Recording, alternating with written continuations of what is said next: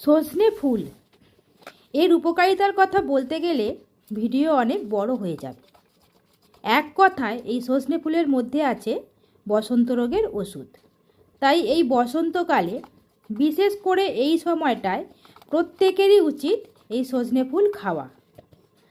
আর একটা কথা বলি, এখন সব সময় সব সিজনে সব কিছু পাওয়া গেলেও এই সজনে ফুলটা কিন্তু এই সময়টাতেই পাওয়া যায়।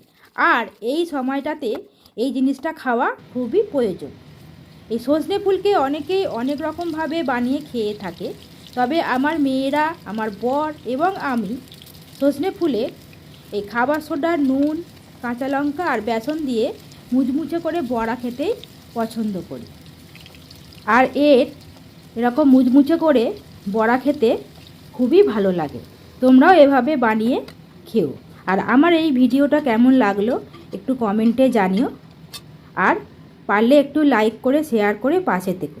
টাটা, দেখা হবে পরবর্তী ভিডিও।